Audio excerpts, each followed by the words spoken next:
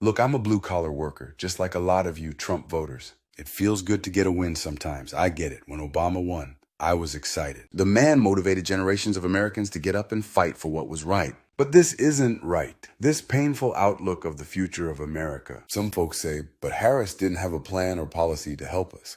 But she did. So she laid out all her cards on the table, yet you still voted against yourselves. It's okay, though. It's not too late to join the fight. Even Ben Shapiro is sounding the alarms by letting people know what's up.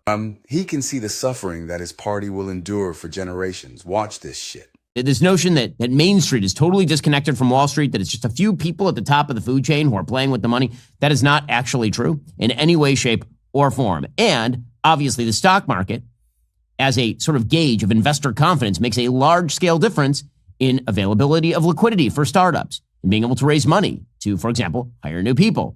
If the stock market tanks by half, that's a pretty good indicator, for example, that bad things are happening. And if the stock market continues to gain steadily, that's an indicator that maybe some good things are happening. And this isn't too tough. It's not too sophisticated. Doesn't mean that every time there's a little bit of a sell-off, it's the end of the world. And it doesn't mean that every time there's a run-up, that means that amazing things are in the brewing. What it does mean is that ignoring data is not, in fact, a good form of analysis. The stock market does provide data, and in fact, we have lots of it. Investors have been shaken by President Trump's tariff regime. They're not sure what to expect. They're not sure what comes next. There are a lot of conflicting messages coming out of the White House. The stock market is a useful but imperfect gauge of the U.S. economy. It's best viewed as one of many indicators alongside GDP growth, unemployment, inflation, consumer confidence, and more when assessing economic health. It is the leading indicator. The market tends to react in advance of economic changes, sometimes predicting recessions or recoveries before official data confirms them. Across Wall Street, money managers, brokers, bankers were reeling from what many described as an unprecedented shock, fearing it marked an end to the market's post-COVID rally.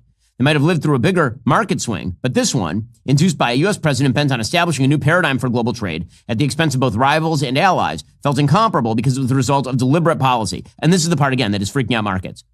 Markets can price in external shocks pretty quickly, but if the question is you don't know what's going to happen next from the White House, people pull out their money in fear at what's going to happen next. If there's massive panic selling, the effects can ripple through the entire financial system and economy. Here's what typically happens. Stock prices plummet.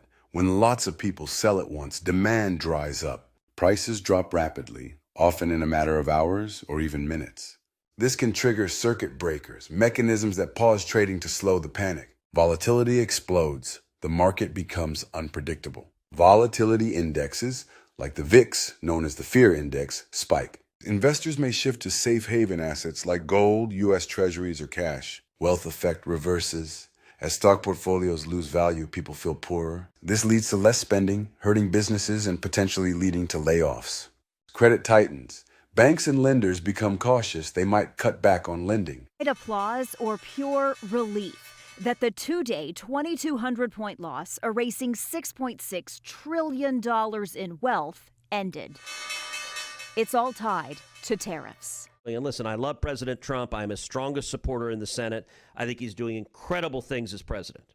But here's one thing to understand. A tariff is a tax, and it is a tax principally on American consumers. On his podcast Friday, Texas Senator Ted Cruz said it's possible Trump's tariffs are only temporary because other countries don't retaliate and instead negotiate, leading to more American exports, a win for farmers and manufacturers.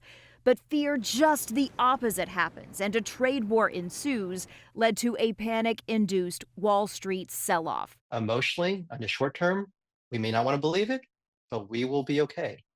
And we have to stay the course. A couple good weeks in the market could overcome one bad one, but Cruz warns long-term tariffs mean long-term consequences. If these tariffs result in massively higher prices, result in driving up costs for U.S. companies, result in job losses, and put us into a recession. If we go into a recession, particularly a bad recession, 2026 in all likelihood politically would be a bloodbath. A party's political pain is one thing.